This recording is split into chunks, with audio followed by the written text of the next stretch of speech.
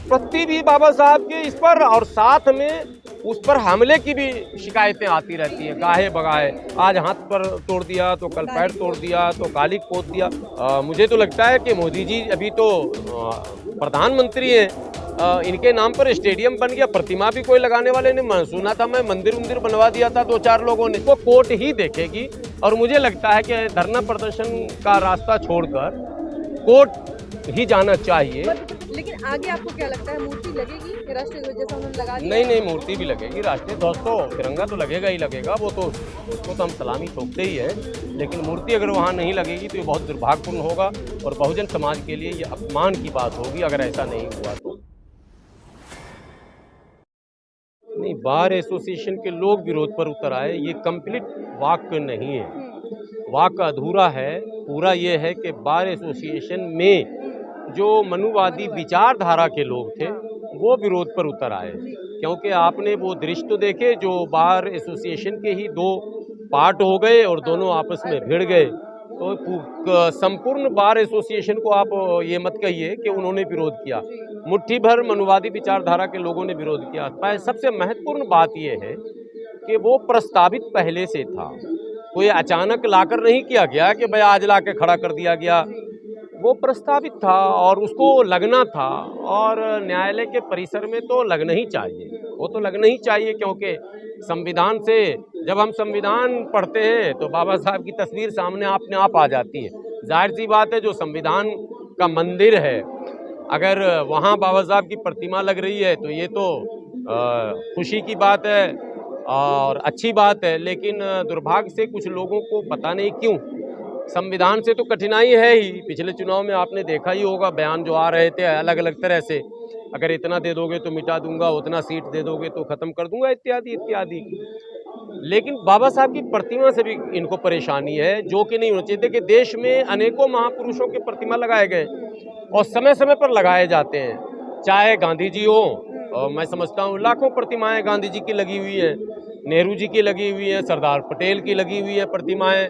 अरे अब मैं ज़्यादा क्या बोलूँ आपको, मुझे तो लगता है कि मोदी जी अभी तो प्रधानमंत्री हैं, इनके नाम पर स्टेडियम बन गया, प्रतिमा भी कोई लगाने वाले नहीं। सुना था मैं मंदिर उंदिर बनवा दिया था 2-4 लोगों ने, तो प्रतिमा ही है एक तरह से। वो भी महापुरुषों की प्रतिमा का प्रचलन है, देश में है, हमारे यहाँ ये नई बात नहीं है, कोई अचानक वाली बात नहीं। बहुत सारे महापुरुष हैं, बड़ी बड़ी प्रतिमाएं हैं उनकी। और तो आपको शायद हैरानी होगी कि सबसे बड़ी और लंबी प्रतिमा हमारे यहाँ सरदार पटेल जी की है, वो भी स्थापित की गई। तो प्रतिमा का प्रचलन पुराना है, अंग्रेज जो अपने ज़माने में भी लगाता था, अरे मुगल भी लगा के गया, छोड़ा नहीं उसने भी। ये ताजमहल तो फला महल तो हुमायूं का मकबरा, मतलब प्रतिमा ही कहिए उसको, मकबरे को आप, जो आया वो प्रतिमा लगाया। प्रतिमा का प्रचलन हमारे देश में पुराना। तो जब सभी महापुरुषों के प्रतिमा को स्थापित किया जाता समय समय पर, गांधी जी के, नेहरू जी के, पटेल जी के, मुझे लगता है कि और कई महापुरुषों की प्रतिमाएं हमने देखी हैं। बिरसा मुंडा की प्रतिमा भी हमने कई जगह देखी है, हमने लक्ष्मीबाई जी की प्रतिमा को कई जगह देखा। मतलब जितने भी महापुरुष हैं उनकी प्रतिमाओं की स्थापना का हमारे यहाँ प्रचलन है। जो लोग उनके अनुयायी होते हैं वो भी लगाते हैं, सरकार भी लगाती है, ऐसा नहीं कि सरकार नहीं लगाती है। सरदार पटेल की वो प्रतिमा तो सरकार के फंड से लगाता। लेकिन आपत्ति सिर्फ बाबा साहब, आपत्ति भी बाबा साहब के इस पर और साथ में उस पर हमले की भी शिकायतें आती रहती हैं, गाहे बगाहे। आज हाथ पर तोड़ दिया तो कल पैर तोड़ दिया तो गाली पोत दिया। ये एक विचित्र लीला है कि कौन सी ऐसी सोच है साहब, क्या कठिनाई है, क्या परेशानी है, क्या दिक्कत है। वो हमारे संविधान के निर्माता कहे जाते हैं, संविधान सभा के अध्यक्ष थे, पूरी दुनिया में उनका अपना सम्मान है, उनकी अपनी पहचान है। कई बड़ी यूनिवर्सिटियों में उनकी प्रतिमा को लोगों ने लगाया है। ऐसे में उनकी प्रतिमा को भारत में विरोध करना, वो भी न्यायालय के परिसर में विरोध करना, हास्यास्पद ही नहीं दुखदायी है, दुखदायी है। ये ठीक नहीं है। जो लोग भी विरोध कर रहे हैं उन्हें पुनर्विचार करना चाहिए, ये अच्छी बात नहीं। पवन पाठक जो कि बार एसोसिएशन के अध्यक्ष हैं, उनका कहना है कि ये कोई गली मोहल्ला नहीं है जहाँ की कोई भी प्रतिमा लाके आप लगा। गलत ये टिप्पणी अति निंदनीय है। गली मोहल्ले के लिए वो राष्ट्र के गौरव हैं, जिन पर दुनिया की, मैं तो कह रहा हूँ कि कई बड़ी यूनिवर्सिटियों ने अपने गेट पर, अपने कैंपस में उनकी प्रतिमा को लगा रखा है। और दुनिया के जिन देशों में आप जाएंगे, जब भारत का नाम अब आधुनिक भारत का नाम आएगा तो भारत में असल परिवर्तन जो सामाजिक परिवर्तन है वो बाबा साहब के उस अध्याय के बाद ही पूरा कहता है जब संविधान लागू होता है। संविधान के लागू होने से पहले उन वर्गों का, जिन वर्गों के शोषण की एक लंबी कड़ी है, जिन वर्गों के शोषण का एक लंबा इतिहास है, संविधान के लागू होने से पहले क्या उन वर्गों के अधिकार की बात करने के लिए कहीं पर थाना चौकी में कोई जगह थी क्या आपके पास? कोई अदालत में कोई जगह थी क्या कि उन वर्गों को या उनके पीड़ा को या उनके दुख को या उनके ऊपर जो अत्याचार जुल्म होते थे उसको चुनौती देने के लिए कोई कोर्ट था क्या? तो कुछ अंग्रेजों के ज़माने में सुधार हुआ, बाद में बाबा साहब की क्रांति ने एक बड़ा परिवर्तन लाया, एक संविधान लिखा गया और संविधान में सबको समान, अब संविधान सबके लिए एक समान अधिकार, समता, समानता, सम्मान की बात हुई सबके। उसी में ह्यूमन राइट से रिलेटेड मामले हैं, उसी में मौलिक अधिकारों की बात है, उसी में SC ST के स्पेशल प्रोटेक्शन का जिक्र है, उसी में उनके रिजर्वेशन का जिक्र है, उसी में वो सारी चीज़ें। तो मुझे लगता है कि जो ह्यूमैनिटेरियन है, जो मानवतावादी लोग हैं, वो तो विरोध नहीं कर सकते हैं। जो जिनकी सोच मानवता विरोधी है वो इसका विरोध कर सकते हैं, क्योंकि बाबा साहब ने तो मानवता की बात की है। लोग अगर ये धारणा रखते हैं कि उन्होंने SC ST की वकालत की है, नो, मैं इसको कभी भी इसके लिए तैयार नहीं हूँ ये मानने के लिए कि उन्होंने केवल SC ST की बात की। जो लोग पिछले पायदान पर थे, मुख्य धारा से कटे थे, जो सेक्शन मार्जिनलाइज था, हाशिए पर था, किनारे था, उसको मुख्य धारा से जोड़ने की बात बाबा साहब ने की और सबके अधिकार की बात की। किसी के अधिकार के हनन की गुंजाइश कहीं रखी नहीं संविधान में।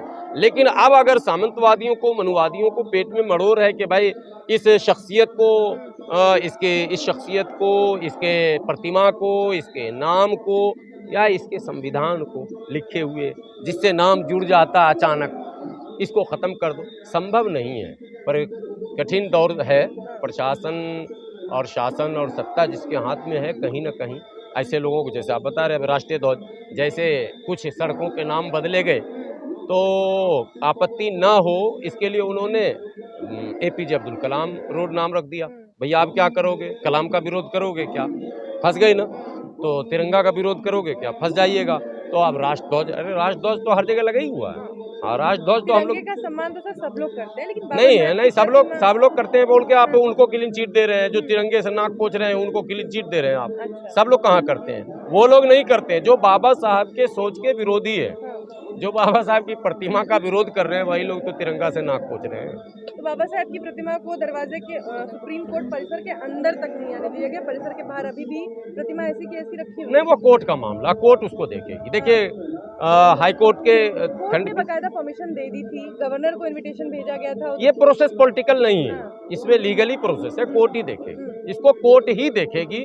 और मुझे लगता है कि धरना प्रदर्शन का रास्ता छोड़कर कोर्ट ही जाना चाहिए, क्योंकि वो पहले से प्रस्तावित था, उसे रोका नहीं जाना चाहिए था किसी भी कीमत पर। है कि मध्य प्रदेश हाई कोर्ट के जो चीफ जस्टिस हैं कैद साहब, उन पर भी अभद्र टिप्पणियां की गई हैं, उन्हें भी। अब क्या कीजिएगा सर, हम लोग उसी समाज के बीच रहते हैं, जब हमारे कर्नल जनरल पर लोग टिप्पणी कर दे रहे हैं, क्या करें हम क्या कर सकते हैं? जरा अभी कर्नल सूफिया कुरैशी पे जो हुआ वो आपने देखा, जब हमारे सेना पे लोग कर देते हैं टिप्पणी और बच के निकल भी जा रहे हैं, तो दुर्भाग्य है हमारा, हम समाज के बीच रह रहे हैं, लेकिन ये गलत है, नहीं होना चाहिए। अब आप जज पे कमेंट करेंगे, वो भी अभद्र टिप्पणी करेंगे, ये मैं समझता हूँ जज साहब को स्वतः संज्ञान लेकर मुकदमा कर देना चाहिए ऐसे लोगों पर। स्वतः संज्ञान ले, उनको अधिकार है, राइट है उनके पास, वो स्वतः संज्ञान लेकर ऐसे लोगों पर मुकदमा करके और इनको जेल भेजा जाए। इस देश में चीफ जस्टिस एक बौद्धिस्ट बनते हैं और दूसरी तरफ बाबा साहब की मूर्ति का लोग अपमान कर रहे हैं, उसे लगने नहीं दे रहे हैं। द्रौपदी मुर्मू राष्ट्रपति हैं इस देश की, दलित महिला हैं। यही समझना है कि ये संविधान की तो ताकत है, संविधान की ही ताकत है कि दलित, पिछड़े, आदिवासी आज बड़े बड़े पदों पर हैं और देश के संचालन में उनकी भूमिका है। हमारे प्रधानमंत्री मोदी जी भी पिछड़े समाज से आते हैं। ये तो भारत का संविधान है जो उनको भी इतना बड़ा अवसर देता है। और महामहिम हमारी जो है वो आदिवासी हैं, ये संविधान है कि उनको वहाँ भारत के सर्वोच्च नागरिक का पद उनको मिला है। ये संविधान है, संवैधानिक व्यवस्था है कि आप हमसे पूछ रहे हैं, नहीं कौन हमको बोलने देता, कोई सवाल ही नहीं पैदा होता। इसी संविधान और इसी संवैधानिक व्यवस्था को बचाने की बात हम लोग कर रहे पूरे हैं। मामले में भीम आर्मी के कुछ लोगों को जो वहाँ पहुंचे थे उनको पीटा भी गया, उसके बाद चंद्रशेखर नहीं, आजाद का भी प्रोटेस्ट ट्वीट नहीं आया करना है। चाहिए। प्रोटेस्ट मुझे लगता है छोटा छोटा प्रोटेस्ट करके वातावरण को बिगाड़ा जा रहा है, बैठना नहीं, चाहिए। चंद्रशेखर आजाद मुझे वो भी देखिए, कह अब रहे वो हैं। तो राजनीति कर रहे हैं, मुझे एक बात कहनी है, समाज के लोगों को चिंतन करना पड़ेगा, बैठना पड़ेगा सर जोड़कर, और ऐसे तमाम लोगों से कैसे निपटा जाए। इसके लिए केवल कोई एक व्यक्ति, एक संगठन अगर जाता है और वो पिट भी जाता है, डिटेन भी हो जाता है, मुकदमा भी ले लेता है, ये बहुत अच्छी बात नहीं नहीं, है। उनका कहना है कि बहुजन समाज के आत्मसम्मान पर हमला है ये। हाँ, तो बहुजन समाज के लोग ही बैठे हैं। बहुजन समाज कोई छोटा समाज तो है नहीं, 80-85% आबादी है। बैठाइए ना सबको, बैठा के एक रणनीति बनाइए और एक मजबूत आंदोलन कीजिए। कमजोर वाला मत कीजिए कि जा रहे हैं 20 आदमी पीट रहे हैं, मुकदमा हो जा रहा, डिटेन हो जा रहे हैं, क्या फायदा है, क्या फायदा है, इसमें मजा नहीं आ रहा। ठीक है, 100, 200, 500 लोग तो जाके अगर सबको लेके जाएंगे तो हाफिज गुलाम सरवर भी होंगे उसमें। हाँ, सब जाएंगे बिल्कुल। हम तो बहुजन समाज के हिस्सा हैं भाई, और हम तो कहते हैं, हम चाहते हैं कि सब लोग यूनाइट होकर काम करें। हमारे ये तो फूट डालो और राज करो का ही तो नतीजा है ये। हम जो टुकड़े टुकड़े में बटे हैं उसी का ये परिणाम है। ये दिन हमको देखने पड़ रहे हैं। लेकिन ऐसे मामलों में मिश्रा जी, पाठक जी, पांडे जी सब एक हो जाते हैं सब। हाँ, मगर हमारे लोग एक नहीं होते हैं। अगर चंद्रशेखर जी आगे बढ़ गए तो पीछे वाला कह रहा है इसी को पिटने दो, ठीक है। अगर कोई और संगठन आगे बढ़ गया तो बोले इसी को फंसने दो। अगर गुलाम सरवर कहीं फंस गया तो लोग कर रहे हैं इसी को जाने दो। नहीं होना चाहिए। अगर ऐसे संवेदनशील मुद्दों पर भी हम मुत्तहिद नहीं होते, यूनाइट नहीं होते हैं, तो हमारे लिए अच्छा रास्ता नहीं है। भविष्य मेरा ठीक नहीं है। बहुजन समाज के बेहतर उज्जवल भविष्य के लिए इनको यूनाइट होना बहुत ज़रूरी हो गया है। विवाद अभी भी लगातार वहीं का वहीं है। आज हालांकि दोनों पक्षों को बुलाकर जबलपुर में बात करने की कोशिश भी की गई चीफ जस्टिस की ओर से, लेकिन आगे आपको क्या लगता है, मूर्ति लगेगी राष्ट्रीय ध्वज जैसा उन्होंने लगा दिया? नहीं, मूर्ति भी लगेगी। राष्ट्रीय ध्वज तो, तिरंगा तो लगेगा ही लगेगा। वो तो उसको तो हम सलामी ठोकते ही हैं, लेकिन मूर्ति अगर वहाँ नहीं लगेगी तो ये बहुत दुर्भाग्यपूर्ण होगा और बहुजन समाज के लिए ये अपमान की बात होगी अगर ऐसा नहीं हुआ।